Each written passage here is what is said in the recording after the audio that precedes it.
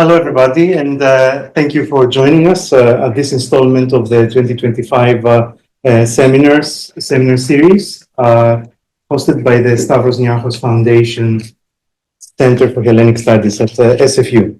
My name is Spyros Sofos. I'm an assistant professor at the Department of Global Humanities, and I will, just introduce our speaker and moderating the talk that will follow. Now, it is strange for me to have to introduce someone that I've known from afar for quite a long time. And I had to condense everything I know in a piece of paper, but I will do that and I will have to read it. It doesn't do justice to our guest. So, but before that, yes, I need to make also an acknowledgement that this event is taking place at a campus which is situated, a university which is situated at the unceded traditional lands of the Squamish, Tsleil-Waututh, Musqueam, and Kwiketlam nations. Yes, this is an important thing to remember all the time and be appreciative of this hospitality in some ways. Now I would like to introduce you, and yes, it's so our speaker today is Dr. Gazmend Kapllani, who is a prolific, I would say, author, and I personally have been quite enthralled by some of his work, most of his work, although I realize that he has written things I haven't read yet. So, in any case,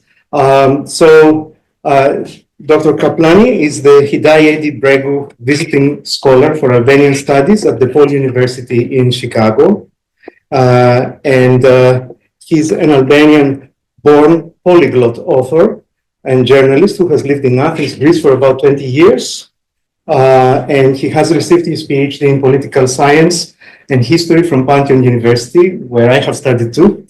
Yes, and you also taught there classes in Albanian modern history and culture. So he's author of 2 collections of poetry in Albanian, which I was not aware of, actually, and 4 published novels.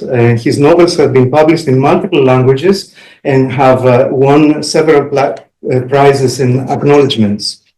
Since 2012, Dr. Kapllani came this side of the water, effectively, and worked in the United States. He was a fellow at the Radcliffe Institute for Advanced Study at Harvard University, a writer in residence at Brown University and Wellesley College. And then he went on to teach creative writing and European history at Emerson College. And currently he is director of the Albanian Studies program at DePaul University in Chicago.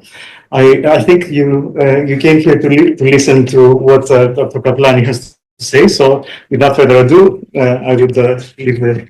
Thank you. Thank you very much. Thank you very much, Professor Sofos. And thank you very much for this invitation. It's both wonderful to be here, invited by Professor Sofos and the Stavros Niarchos Center for Hellenic Studies. For me, it's a little bit coming home to Greece via Canada. And also, it's a pleasure to meet the professors of the center. I had the opportunity to meet and to speak with them, and I'm really grateful for the invitation and this opportunity to have a conversation, let's say, together, because more I grow up, let's say, and less confident I feel about lecturing, even though I do it for a living, and even less confident about monologuing. So take it, the things that I'll say, there are some autobiographical things which I decided to share with you also because I am invited within the framework of the month of Language Month at the Simon Fraser University. So I'll speak about my own relationship with languages.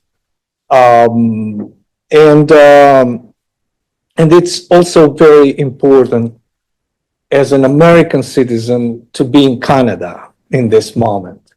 It's my second visit to Canada. The first was in Toronto. The second is in Vancouver. Uh, and as an American citizen, I want to say that we Americans love Canada.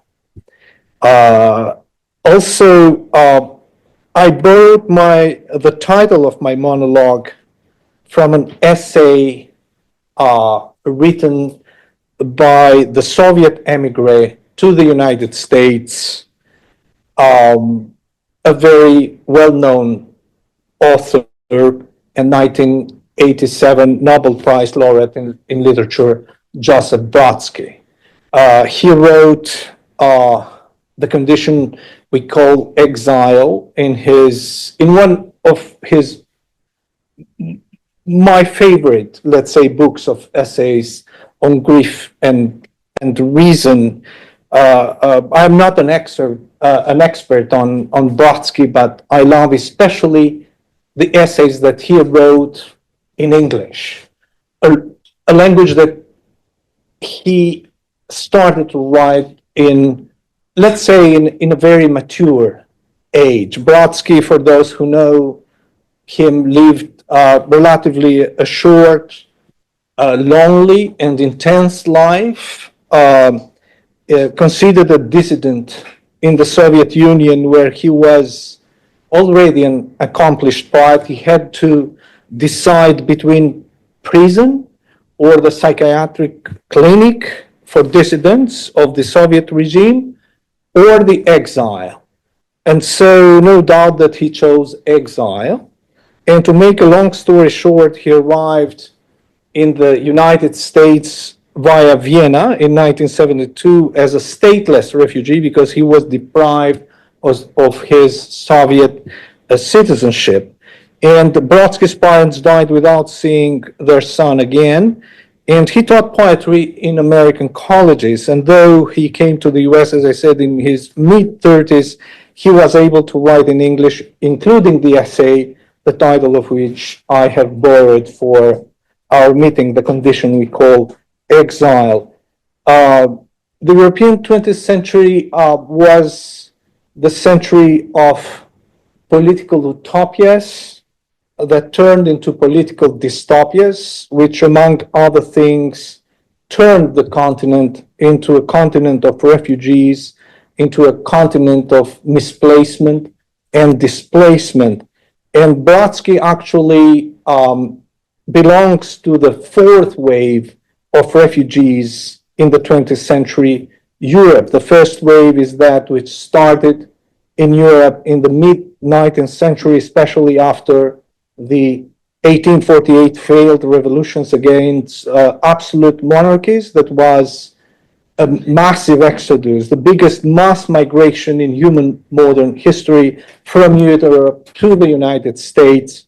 And that migration shaped many of the urban centers of the United States, including the city where I live today, Chicago, and forged the particularly melancholic and threatening perception of especially Eastern Europeans about migration.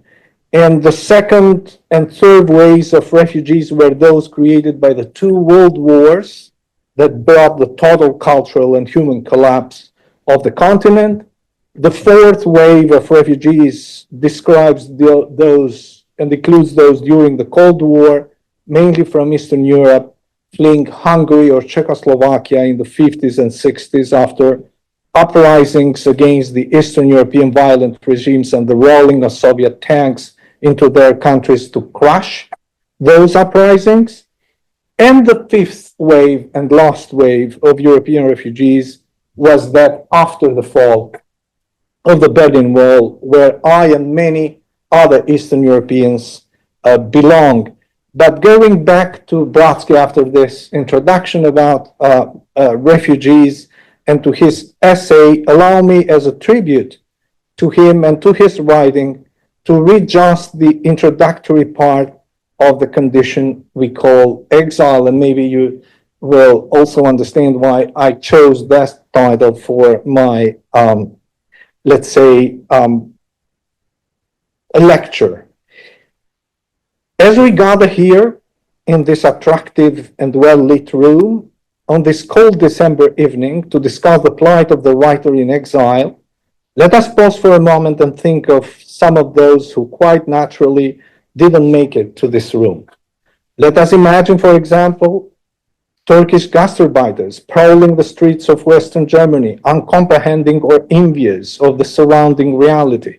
Or let us imagine Vietnamese boat people bobbing on high seas or already settled somewhere in the Australian outback.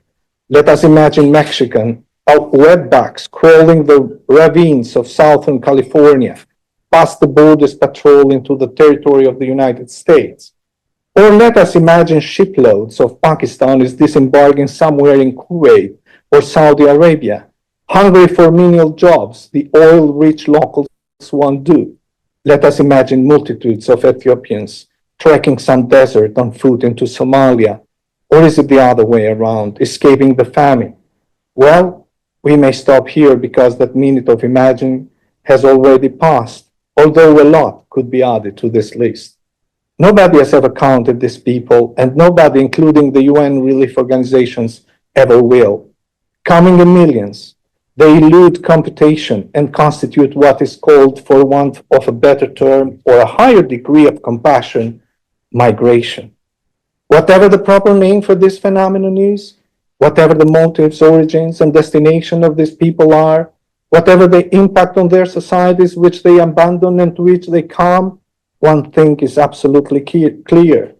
They make it very difficult to talk with a straight face about the plight of the writer in exile. Yet, talk we must. And not only because literature, like poverty, is known for taking care of its own kind, but mainly because of the ancient and perhaps as yet unfounded belief that where the masters of this world better read, than mismanagement and grief that make millions hit the road could be somewhat reduced.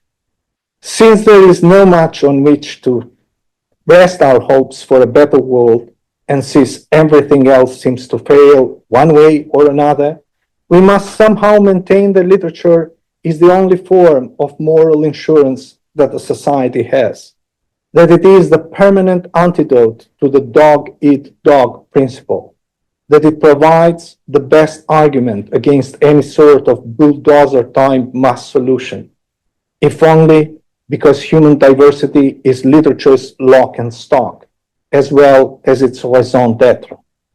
We must talk because we must insist that literature is the greatest, surely greater than any great teacher of human subtlety, and that by interfering with literature's natural existence and with people's ability to learn literature lessons, a society reduces its own potential, slows down the pace of its evolution, ultimately, perhaps, puts its own fabric in peril. If that means that we must talk to ourselves, so much the better, not for ourselves, but perhaps for literature. Now, I end the quote here, and Brodsky read his essay in Vienna in 1987, 2 years before the fall of the Berlin Wall.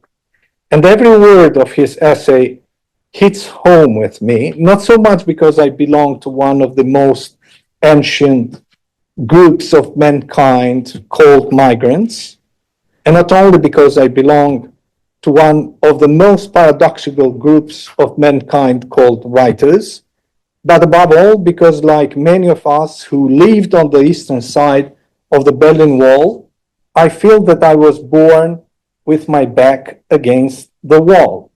And that's a condition that shapes you forever.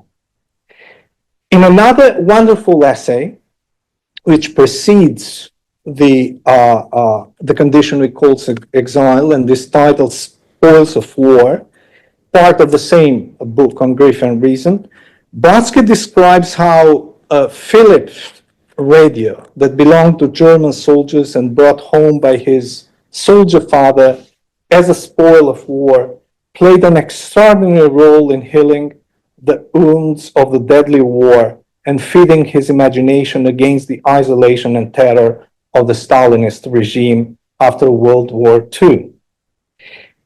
Through six symmetrical holes in its back, in the subdued glow and flicker of the radio tubes, in the maze of contacts, resistors, and cathodes, as incomprehensible as the languages they were generating, I thought I saw Europe, Brodsky wrote. I read Brodsky's On Grief and Reason rather late in life, when in fact I became a migrant again in the US this time around after I decided to leave Greece. And it touched me and moved me because I thought also I had seen Europe for the first time exactly in the same way as Brodsky did. But my radio was not German. It was a Chinese radio. It also looked somehow like a spoil of war after the breakup of communist Albania with post-Mao China. In fact, many people in my generation in Albania had imagined Europe and the world through their Chinese radios. And if you replace Russia with Albania and you add to Vienna also Rome, Paris, or London, that paragraph that Brodsky wrote would describe the experience and feelings of many Albanians of my age and many Eastern Europeans when they landed, many of them as undesirable refugees in those and other European cities. They had already, and in secret, visited Vienna and Rome and Paris and London and maybe Athens or even New York City or maybe Vancouver in their imaginations, thanks to the Chinese radios and televisions that became part of the Albanian households in the 1980s. So I was born in Albania under totalitarianism during the Cold War, when the country had become one of the most isolated in Europe and the entire world. Writers usually build their body of work around a few literary obsessions, and borders are my main literary obsession, and I would never have developed, at least not to this perversely intense degree, that obsession had I not been born in Albania during the Cold War. And in fact, borders and crossing them became my generation's obsession in Albania and in Eastern Europe. All Stalinist regimes in Eastern Europe were a mixture of miserable everyday absurdism and periodic waves of terror, which not only replicated but even surpassed the absurd, gloomy, and dystopian literary universe described, for example, by Franz Kafka, as Milan Kundera masterfully describes in The Art of the Novel. Their obsession with closed and shut borders is really unique in human history. I don't know whether that stands true for all the history of the world, but I know that 20th century Europe, often painful history, can be observed and told through the lens of borders. As I said, the morbid fixation of the Stalinist regimes of Eastern Europe with border fences and walls was unprecedented in European history. And the model of the impermeable border that divided the European continent for half a century was initially perceived by Stalin, and the tyrant understood that to perfect a totalitarian system of control, you need totally impermeable border. And what made the Stalinist borders so dystopic was the very intention to distort even the classical perception of borders, given that the main objective was to keep the intrapped inside and walled in. When someone retells the story of these borders, it sounds like a description of some disturbing futuristic tale. when I first actually visited a museum of the Cold War in Prague, I was struck by a photo of a Czechoslovak border guards caught, and because it caught my attention, it was identical to the propagandistic photos that I grew up with as a child in Albania. The same Kalashnikovs ready to kill on behalf of homeland glory, the same vigilant eyes fixating on the ghost of the ubiquitous internal and external enemy, but especially of the internal enemy, the same fingers pointing somewhere without you knowing if they were pointing toward them or toward us. And of course, the same German shepherds, always by the side of the border guard, like a faithful shadow, usually with his long tongue hanging from his scary mouth, ready to maul the enemies. In the United States, German shepherds were trained to attack African American civil rights demonstrators, like in Birmingham, Alabama, in 1963. In the US, they were known as police dogs. In Eastern Europe, they were known as border dogs to guard the borders. In Albania and other East European countries, artists paint them according to the aesthetic rules of socialist realism. Poets build brilliant careers by writing eulogies and dithyrambs about the border dogs. So, learning foreign languages in such an atmosphere of isolation and state-sponsored terror had no practical use. It was impossible to talk even to the few visitors who were able to enter Albania. However, by adolescence, I had already learned two foreign languages, Italian and French. I learned Italian when I was a child, thanks to an older cousin who had studied in Italy in the 1930s. And then I learned French on my own. And Italian and French were not just foreign languages to me. They became like underground tunnels or small windows, which suddenly I could open in the wall of our totalitarian jail. Because of these openings, I could reach through the radio or television, secretly, of course, the world beyond the borders. Now, talking about the 20th century, I would say that it is still with us as we live with its open wounds, its illusions, and especially its cruel delusions.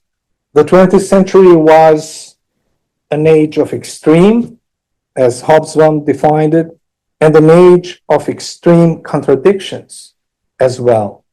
Books, as physical objects, can serve as first-hand testimonies to its dystopian contradictions. The 20th century saw the exuberant multiplication of books, private and public libraries, literary currents, genre, and styles. And at the same time, it was one of the most murderous centuries for writers, books, libraries, both public and private. Now, I grew up in a country where the blacklist of banned and burned books was literally endless. It seems that the totalitarian regimes were not afraid of mathematics, biology, or chemistry, but afraid of novels, poems, fiction, and imagination. Negatively and ironically, they recognized and reinstated the extraordinary power of the word, imagination, and storytelling, described with the absurd irony of the East by the Russian poet Osip Mandelstam, who died in a Stalinist gulag and who wrote, "Only in Russia is poetry respected. It gets people killed." If art teaches anything to the artist in the first place, Brodsky said in his Nobel Prize reception speech, it is the privateness of the human condition. being the most ancient as well as the most literal form of private enterprise. It fosters in a man, knowingly or unwittingly, a sense of his uniqueness, of individuality, of separateness, thus turning him from a social animal into an autonomous I. The autonomous I believe, that literature forges is something completely different from the narcissistic, individualistic I, and doesn't fit also in the narcissistic collective I that serves always as the raw material to the factory of any repressive systems. That's why I believe that in the range of all crimes and punishments inflicted by totalitarian regimes against their societies, the crime of banning books and the freedom of reading was the worst, maybe worse than the deprivation of the freedom to move. Depriving a nation and the society of the freedom to read is depriving it of the future and of an ethical compass for the present. In my high school years, I can say I was among the lucky ones who could read a few bound books, which were so essential in stimulating my creative imagination. And these books were really very few.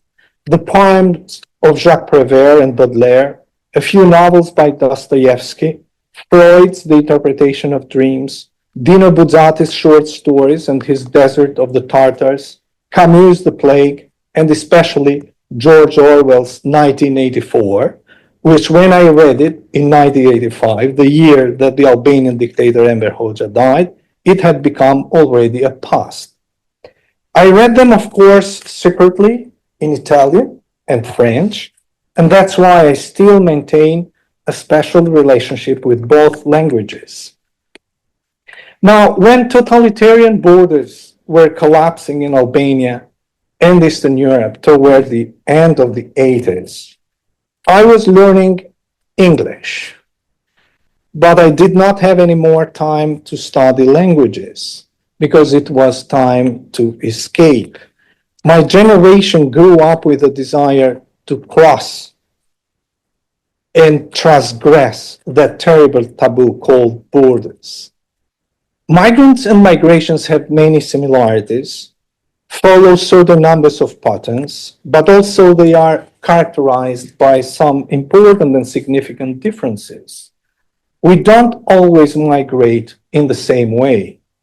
After the fall of the Berlin Wall, Eastern Europeans of my generation were migrating mainly motivated by their desire or fear to cross a border that had divided the continent for half a century, trying to reattach themselves to the world's time and space, which for many of them had stopped during the Cold War.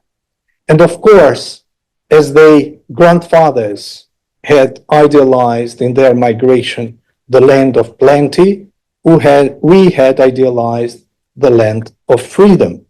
In any case, the perception of human history we're carrying with us was that of all survivors. Take nothing for granted. The condition we call exile, but Brodsky writes again in his essay, has to do with the necessity of telling about oppression. And of course, our condition should serve as a warning to any thinking man toying with an idea of an ideal society. That's our value for the free world. That's our function. So I crossed the Greek borders carrying actually an English grammar book in my hands, which adds a note of naive absurdity to the new reality where I have spent my life since then, that of exile and migration. I went to Greece, though I didn't know a word of Greek. In my naive imagination, I planned to stay in Greece for 21 days at most, and then continue my trip further west to Italy, France, or some English-speaking country, or even further to the United States. I lived in Greece for 21 years because life often does not follow schedules and plans. Unpredictable events, coincidences, and choices divert and shape our life plans, and fortunately so. And to make a long story short, I wrote three of my novels in Greek, a language I learned as a migrant in my mid-20s. I decided to write in the language of the country I was living in, and our relationship, I would say, became that of a love affair. It had the passion, the devotion, the element of surprise and small gifts that tend to mark a courtship. At the same time, it carried all the pitfalls, the vacillation, the hints of suspicion and betrayal, the uncertainties and mistrust that are typical of such a romance. Looking back at it now from some distance, I can say it was an ardent yet arduous affair. I fell in love with a language spoken by people who often considered me undesirable due to my origin or my immigrant status. I wasn't some Western, French, English, or German anthropologist in Greece. I was an Albanian immigrant. I was the scapegoat of the time, and my mother tongue was the tongue of the scapegoat. An Albanian in the 90s in Greece was modern Greece's country bumpkin, except that this country bumpkin doesn't speak the local vernacular of the region or village. He speaks Albanian. He is the embodiment of the unbearable similarity of the other, a concept that I would have never coined and written about if I had not migrated to Greece. When I crossed the Greek border, I was, in terms of identity, an Albanian. And living in Greece, I evolved into a Balkan man. And exploring what a Balkan man means, I stumbled upon the Freudian concept of the narcissism of small differences. And that's a psychological mechanism that describes people who share many similarities, but who in times of conflict try to suppress them by magnifying their small difference, or even by replacing similarities and communalities with invented differences. What characterizes the unbearable similarity of the other is a condition of perpetual ambiguity toward the other who constantly reminds us of ourselves and threatens our suppressed memory with unbearable and ironic revelations. One of those unbearable and ironic revelations, for example, is the fact that many of the ancestors of today modern Greeks who showed back then contempt for modern Albanian immigrants used to speak Albanian themselves. It was back then that I fell in love with the Greek language and mastered it. And that's most likely to be the reason that my relationship with Greek language became so special. Faced with rejection, many might retreat into their shell like turtles. There are also those who face rejection by digging in their heels. Instead of countering with rejection, or flying or escaping, they respond to it with a desire to charm and the stubbornness to be heard. They are not comfortable with the status of the victim, which is always tempting when you find yourself in the margins. The Greek language gave me this ability to conquer, to charm, to amaze, despite the climate of rejection, and my relationship to it became so special because it offered me the means to evolve from scapegoat to interlocutor and storyteller. I wanted to be heard. I wanted to tell stories, mine and those of others. And writing in Greek was also completing my migration journey from the borders to Athens, a city with which I maintain still today a complicated relationship. But if Exile teaches you something, is that complicated relationships with languages and countries and cultures are at the core of the human adventure. Every time that we give up or want to suppress that complexity, we might find ourselves sooner or later in the bitter lands of resentment and the monochrome hills of fanaticism. When you write in a language that is not your native tongue, you recreate and reinvent your identity, your cultural identity, but mainly the identity of the narrator. Immigration means starting from scratch. To write in a language that is not your native tongue is like starting the narration of your life from the beginning. That is, I think, why I felt as if the Greek language was a new pair of shoes which gave me the desire to run. Narrating in a foreign language, I felt not only like a participant, but also like an observer of my own experiences. Greek offered my narration a different style and pace, but mostly Greek offered me the distance I needed to reshape and reread my previous and current experiences.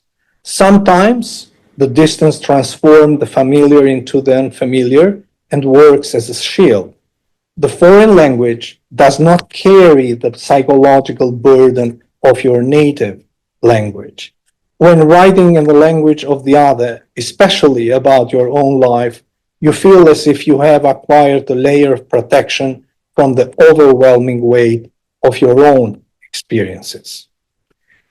Now, in 2015, I decided to permanently leave Greece and migrate again to the United States.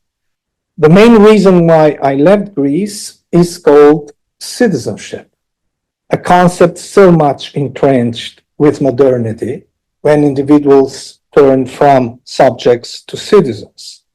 If I tell a story of borders in modern era, that is of nation, statehood, belonging, and exclusion, I would start from the story of citizenship. In a book that I'm just reading now about citizenship by Dmitry Kochenov, it is called exactly Citizenship. In the preface of the book, the writer writes, proclaim a servant of the great ideals. Citizenship is a very effective abstract legal tool to justify essentially random violence, humiliation, and exclusion. So after 20 years of living, writing, and by the way, paying taxes in Greece, the Greek state repeatedly refused to grant me Greek citizenship. Now, the new migration to the US caused, among other things, a language crisis for me. Would I be able to continue writing, first of all, because a new migration might cause the death of the author, but not with the sense that Roland Barthes mentions it, but with the literal sense of the death of the author. And if yes, would I write in Greek or Albanian? My books have been translated from Greek into several languages, and it was important to keep working with the same translators. If from now on I would write my books in Albanian, where will I find new translators? And in the meantime, as years went by and I started teaching in US universities and colleges, I felt more and more tempted to write in English. I've been wondering whether my attraction to the languages of the other has to do with some sort of linguistic curiosity and playfulness, or it's a hidden neurotic drive of escapism. So living in a kind of linguistic suspension, I started writing in a patchwork of three languages: Albanian, English, but also at times Greek. Now, ultimately, what does it mean to write in the language of the other? It means many things at once, I guess. It makes you travel through sounds and words that you would never have had the chance to discover otherwise. But the most precious gift that the new language gives you is the fact that you never take it for granted. you'll never consider it your own in the same manner that natives do. That's why your relationship with foreign words will never become unequivocally familiar. That's why it will also never become routine. I feel always like a debutant in the face of foreign words. Then, when I begin writing, I often forget what language I am in, because the most important thing when telling a tale, I believe, is what you say and not always the language in which you say it.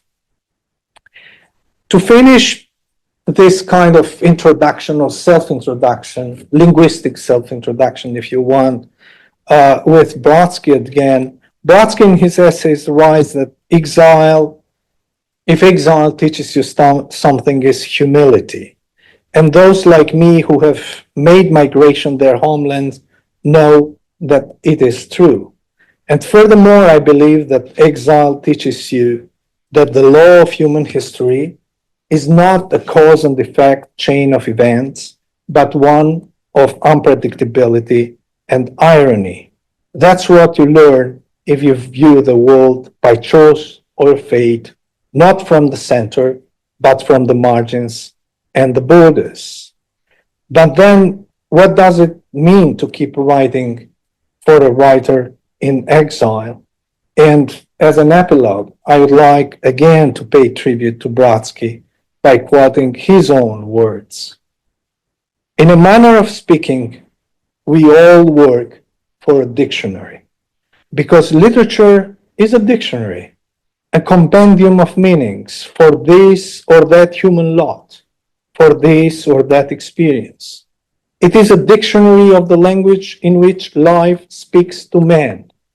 Its function is to save the next man, a new arrival, from falling into an old trap, or to help him realize, should he fall into the trap anyway, that he has been hit by a tautology. This way, he will be less impressed, and in a way, more free. For to know the meaning of life's terms, of what is happening to you, is liberating. So I want to stop here, and I'd love to have a conversation. Thank you so much.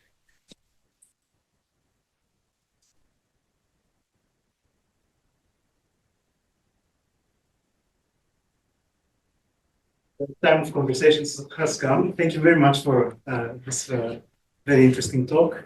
I don't know if there are any questions. I wonder if you could take it out of the literary a little bit. I'm reminded, sometimes I'm walking along the street in Vancouver and I walk past someone who's smoking a cigarette. And I think to myself, smells like Europe. And I'm wondering, in your life, aside from running into the odd Albanian who will encounter in Chicago, are there things that remind you of your home country as you're in exile? Are there foods that you want to encounter, or a kind of beer, a kind of wine? First of all, I'm the director of the Albanian studies, so it reminds me of my home all the time. And secondly, Chicago is a fascinating place. You know that Chicago is shaped by migration, both especially by Eastern European migration, but also by internal migration, the great American migration of African Americans. So it's a fascinating place. Now, I don't know if I belong, though growing up you become more and more nostalgic, that I belong to the kind of humans who are looking for something to connect them necessarily with their past. I like to explore a place for what it is, But then by exploring, for example, where I live now, I'm fascinated to find the traces of the German migration to Chicago, especially the neighborhood where I live, or the Swedish migration, and how it is overlapped by migration of other people from other periods. Migration in itself fascinates me, not because only I am a migrant myself, but I see migration as an integral part of human adventure on Earth. So I am fascinated by that human drama of seeking for roots and belonging, and of seeking for freedom and living, and and seeking your home elsewhere. So I'm fascinated by that kind of human drama. But there are so many things that might remind me of my not only home, because I don't know if there is a home in the conventional sense of the home country where you come from, and there is another home that we create culturally. So, as I said, I I I know a lot of things about Italy and Italians. So, to go to Little Italy in Chicago, it is something that not reminds me of home, but it hits home with me. And I appreciate, or the Greek town, for example, in Chicago. And fortunately, also there are so many Albanians and Albanian restaurants now in Chicago talking about food. But what interests me is not so much the searching of tastes and flavors than the communication with people. For example, speaking about Albanians, I'm very interested to speak to the uh, so-called first generation and second generation of Albanian Americans. How do they perceive migration in the United States? What are their stories? And the Albanians have also this unique story that they come from different places in the Balkans. They come from Kosovo, they come from Montenegro, they come from Northern Macedonia, they come from Albania. So it reminds me of the Italians who came after the creation of the Italian state, and they came from different regions that they had not met each other, and they reinvented an Italian American identity. And I'm very interested to see that process with Albanian Americans who come from they have never lived together, and they reinvent a new Albanian American identity. That, for example, is something that I'm very interested and curious to follow and to explore and to write about. So, Lev Lossev, Russian writer writing on his book on the beneficence of censorship, made this argument that in many ways existing in a totalitarian regime, you become a better reader because you have to, because meaning has to be conveyed in specific ways and produced in specific ways. Would you say that crossing borders and having to transcend both geography and languages makes a better writer and is sort of a springboard for better writing? That's a very subjective answer, because other writers might say that migration. Brodsky, in that essays, he compares the writer in exile with the dog in the Sputnik that is thrown into space and never returns back, because no one looks also for him. So it depends. If you cross the border as a writer, for example, as I crossed the American border as a writer, already accomplished writer in Greece. That is hard as a writer because all writers, they look for significance. They look to share. So you lose your space, you lose your network, you lose your audience. Who is your audience now? You lived in a country where you felt all the time under pressure. And now you live in a country where no one wants and gives a damn who you are. So what is really, where do you find yourself better as a writer? So you have to reinvent your writer identity. But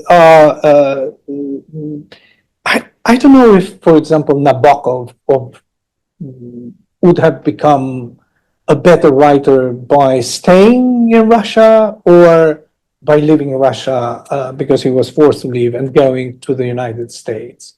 So this is really very subjective. But what I would say, not as a writer, is that crossing borders, or living in the land of exile, there is this psychology of the migrant that I try to convey, that kind of mentality that I try to convey. Not that the migrant is the human subject separate from the others and the migrants' adventures or whatever are so particular, but there is also a kind of mentality that you gain by crossing borders. As I said, you learn that the law of history is especially that of unpredictability and irony. You learn to live with uncertainty. You learn to live with it, maybe forever. And also, maybe like those who have seen the destruction of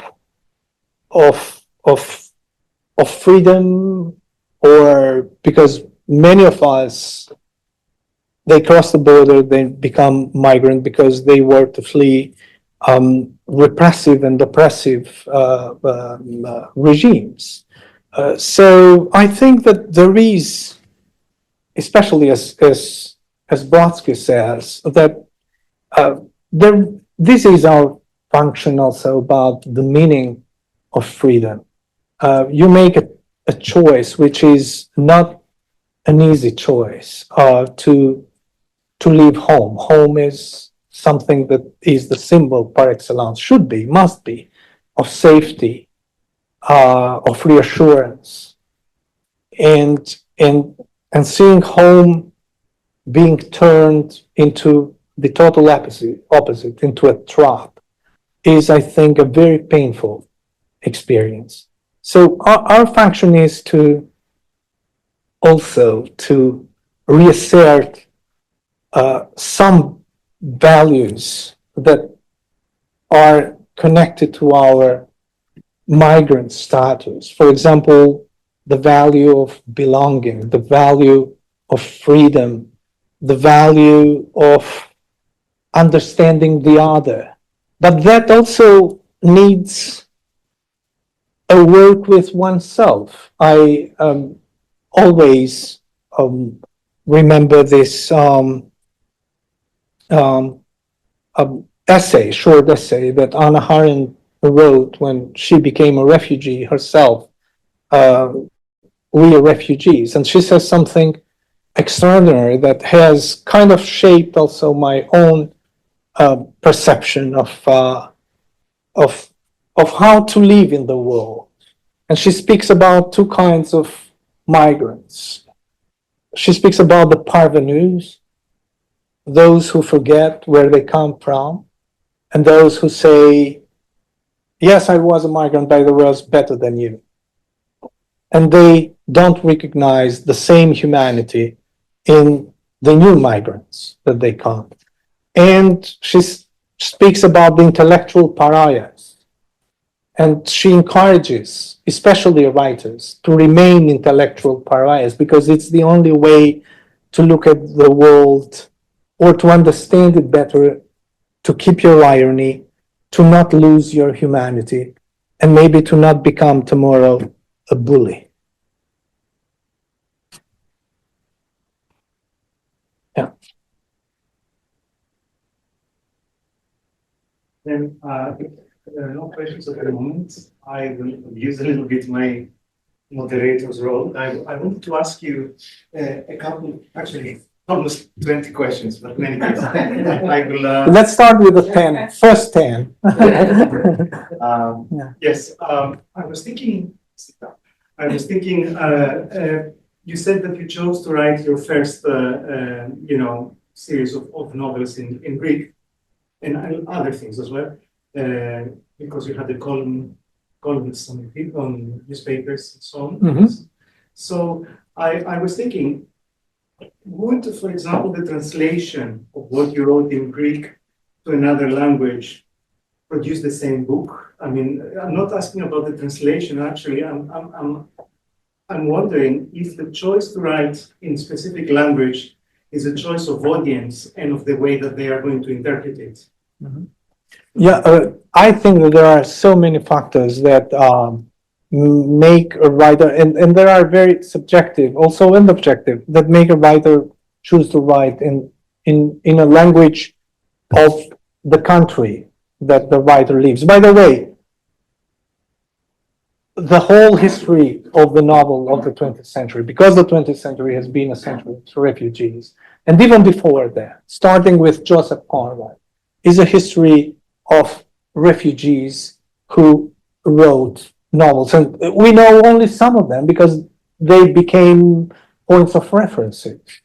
But the history of the novel is, especially of the novel, is plenty of writers who wrote in languages that were not their mother tongues and they learned them in their 20s or their 30s. Even think of Joseph Conrad, for example, that started writing in his 30s.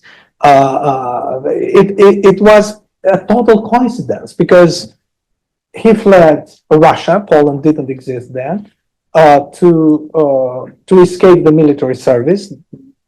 The military service in the Tsar army was unbearable for many years. He became a sailor in France, in Marseille, and by chance he met his girlfriend, who was an English woman, and they went to England, and he started writing in English. Or think of Nabokov, who left Russia, went to Germany, stateless, then thought that he would live in Paris, in France, and actually he started writing in French initially. And afterwards, there was this opportunity to go to the United States, where he went. He was someone who had learned actually English from a very early age. So he had a very strong relationship to English, and he decided to write in English. I have many friends in the United States who are not what we call American Americans, are like me, are migrants of the first generation, and the writers, and we have this discussion sometime. Some of them, they keep writing in the language of their native language or their mother tongue, as we call it. And they say that they would not ever imagine writing in English. And I completely understand that. And then there are those like me who are tempted or want to take the risk and write in another language, because writing by itself is a huge risk of failure. And if the writing tells you something about the art of life, is that the failures will be many more than the successes. And then writing in a language that is not your mother tongue, you double or triple the risk of failing. So it's very subjective, but also it's a matter of circumstances. For example, as you said, in Greece, I started writing in Greek newspapers. So publicly, I had exposed myself. And then because I became rather a known journalist, I was the only foreign journalist. I'm afraid that I might be the only non-Greek writing at that level in the Greek printed press, at least. And then I was invited by a very known Greek publisher, Livanis, to write a book. At the beginning, a book of essays, like that will resemble my newspaper articles. And what would I tell him? That I want to write in Greek, I'll write in Albanian, and if you want, translate it. I had also this funny episode in Greece when the first book, Mikor Merologos Syneron, a short Buddha handbook, became a kind of bestseller. I received a phone call from someone who was the president of the Association of Translators and told me, we have decided to give you an award. I said, for what? For translating your book into Greek, she said. So I said, I wrote my book in Greek. I didn't, she had imagined that I wrote the book in Albanian and then I had translated it into Greek. And the answer was also entertaining because she said, it didn't cross my mind. It's amazing. It tells you something about, but it was like, maybe today they would have not, because there are also other writers who, like migrants or second generation who write now in Greek. But no, that's my answer. What was the question? Sorry, Spear, because No, I also, that was very interesting, but I also wanted to see if there was any particular choice of audience, if you were motivated to write for a Greek audience for some reason. Absolutely, especially as I explained. The subject that I was writing was very at that point in time was very sensitive in Greece. So I wanted to reach out to the Greek audience in the language, in Greek language. It was a challenge for me and a challenge to them at the same time, but it was a challenge for me also of linguistic border crossing. Will I be able to write in a language? Because it's another thing to write newspapers or even academic essays in a language that is not your mother tongue. And it's another thing to write literature, fiction. So I was filled with trepidation, at the same time fear that they might find, or I would be mocked or rejected or said, how do you dare to write? I mean, write in your language. You don't know how to write in Greek. But it didn't happen. The opposite happened, which also surprised me in a very pleasant way. And it made me a writer. Had I met with rejection or mockery, I think that I would have stopped short, at least writing in Greek, if the book had not become such a big success. Thank you very much. Yes, please. Yeah, I'm just wondering, is there some part of you that almost misses like kind of the social pariah status that you had living in Greece? It seems like you described that living in America, you feel very much more of like an inconspicuous type of migrant.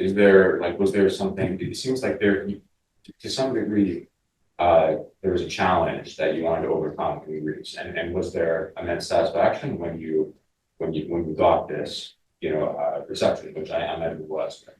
Yeah, do you like wistfully look back at that period, or in any way, or were there many negatives that you fully articulated that kind of wipe that out in retrospect? Yeah. No, I don't miss my place of social pariah. And actually, I never felt that way. It is also how you allow yourself to feel. And I've never felt also inconspicuous in the United States. I've taught in colleges from the beginning and in universities. I have fortunately many students who I meet almost every day. So I have my life and my network of friends. But that is a very important question. And as I said, I made the choice to leave Greece. It was also an act, a political act of protest.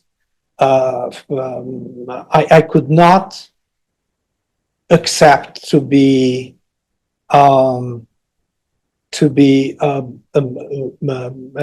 essentially bullied by the state, and to be under threat by the state, and to be blackmailed, because that's what happened. But of course, that part of my life in Greece is incredibly important for me, and I don't kind of slice up my life, that life and this life. It's a continuum of a journey that was a part of a journey, and I believe that at some point I would like to go back, and to. I'm sure that that is the one danger when you find yourself as a member of a group that becomes the scapegoat. That the one privilege is that you learn a culture and a country from within, but maybe you look at its most dark sides. And the most negative consequence of that is that you lose so many bright sides of that country, of that culture. You see, it's like someone who lives in the underground of Dostoevsky and someone who lives in the sixth floor. In the sixth floor, you have another view, and in the underground, you have another view. So it depends, and I think that the risk that I was occurring in Greece was that building your identity always as a reaction and not as a creative identity, but as a reaction to something that would become a permanent status. And that might bring some things that, not as a writer, but also as a human being, that might bring some very serious mutilations within you. So from this point of view, I think that I made the right choice. But on the other hand, that's where I became a writer. And some people, sometimes they react when I speak about some of the negative experiences. I had many positive experiences, but when I speak about my negative experience, they react, they say, why do you speak like that? Didn't you get things from Greece? I say, I got so many things from Greece. I'm sorry that Greece didn't want to get some things from me. So, and that unequal relationship, I think that it's what you start building as a reactive, as an identity in totally always in defense, as reacting to something real or imaginary. It's more of a comment on my thanks for the presentation of thinking how the literary texts that we referred to, we mentioned, are really exposing the artificiality of identity monolithic concept. It's particularly appealing for us here in Canada, which already identity is a pot. It contains multitudes. We're speaking different languages and we occupy different mind spaces, perhaps dual citizenships as well. And I find that we owe a lot to post-1980s literary texts that grapple with that. And they lead to theories later on, which talk about identities in multitudes. So my thanks. More of a comment again, but reflection. Yeah. I'm very interested about the issue of identity, and actually, because also of my studies, I'm also fascinated though by the extraordinary resisting force of nationalism and national belonging. It's extraordinary. I mean, how many times people have predicted the overcoming of the national identity, and you see it coming back in many aggressive forms again and again. I'm fascinated and sometimes scared by that, but it's fascinating though, that we should never underestimate it. And this was one of the reasons that I wrote my last novel, The Wrong Land, that it's in the context of Albania. There are these two brothers. One of them is conservative. They are also kind of imagined. He was born in the same, he lives in the same house, in the same street, in the same city, in the same country. And the other brother, who's a little bit like a cosmopolitan and has, as a migrant, traveled around, and their views clash. So the issue of identity, I think it's one of the most still central issues of modernity itself. And it's fascinating to me to follow its evolution, conversions, and perversions.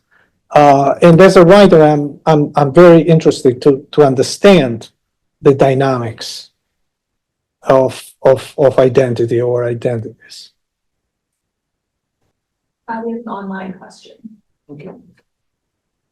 Immigrating to Canada in my late 20s has left me more fascinated about my family's immigration experience in the early 20th century as the empire dissolved.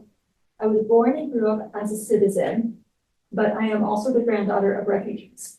How do you think the immigration experience persists across generations in families and societies? What do you think the role of nationalism is in the intergenerational transmission of this experience and memory?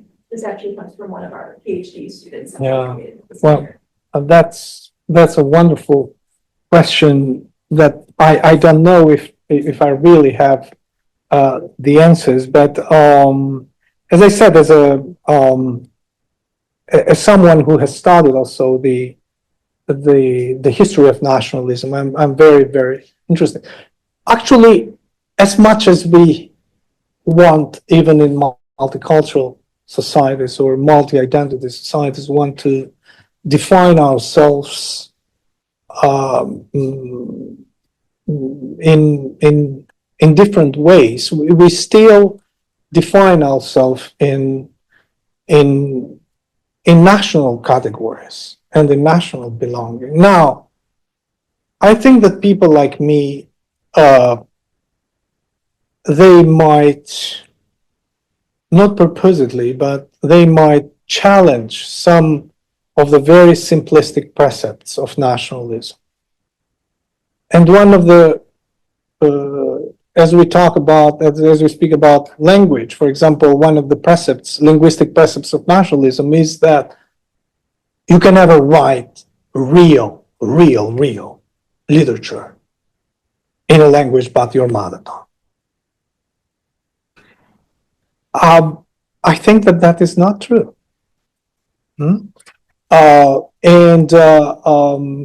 Also, I don't know if we are anti-nationalistic, but I'm sure that our life experience and the writing and literature, real literature itself, is a kind of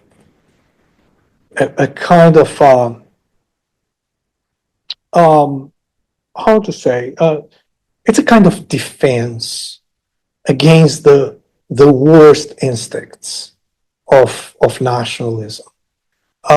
We can demonstrate that we can live and create and be creative with more than one culture and one language.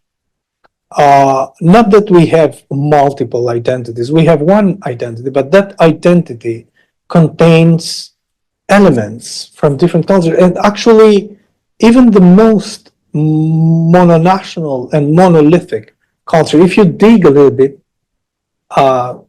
deep down, you'll see that it never is so monolithic. It never is so monocultural.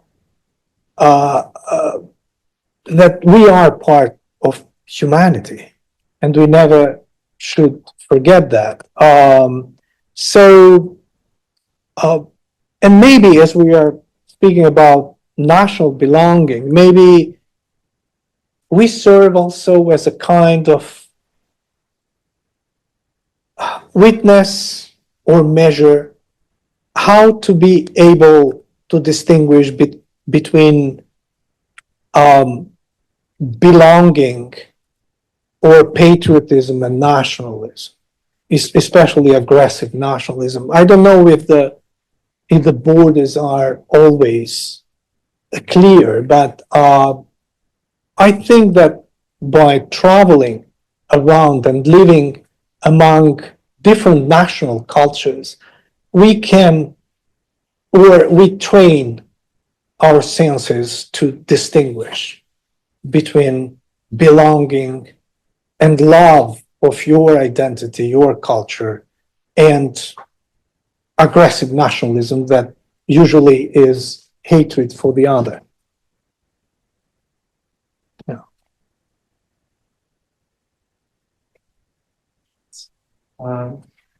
I cannot resist asking another question, though. I promise I will not continue. But when you mentioned Hannah Arendt and the idea of the pariah, you made me think, and I want to see how you feel about it. First of all, as you said, many authors in one language come from outside that linguistic kind of heritage. And I was thinking of Greek authors, not linguistically, but experientially. For example, Seferis, Kazantzakis, Kavafis, and so on, wrote, we could call it the periphery, but they were outsiders that became insiders in some ways. So I was thinking of the notion of pariah as effectively a second different type of migration of exile, shouldn't an author that wants to say something meaningful, of course, be in what we would call an unsettled terrain, in something that doesn't allow you to feel the comfort, what the Germans call unheimlich, uncanny, and so on. Is that something that you can read in Arendt, or do you feel that this is something that helps you also write? Absolutely. Talking about Arendt, she chose to be, in all her life, she was an intellectual pariah in the sense that she never became part of the center she always wanted to look at things from an outsider perspective, to understand them better. And you know what? I don't really know. It also depends on the writer, but I think, and not only for the writing, but also as human beings, I believe, and we have our beliefs. That doesn't mean that everyone should believe that, but I think that the world can be better viewed and understood from the borders and the edges and the cultural crossroads, that it can be understood from the center. So to find yourself always or to put yourself, even when you are conventionally at the center, go again to the margins, or to think about the margins. I think that that's at least the kind of literature that I do, or I'd read, does. The literature is always interested about the margins, and I think it's interested about the margins because that's how you can better view at least the human world, and better understand it and better read it. That's my belief, at least, and that's a way of living, a way of thinking. Thank you very much. No. Any more questions? Okay, and I would like to thank you very much for this. No, thank you. Conversation. It's such an honor. And I would like to thank everybody.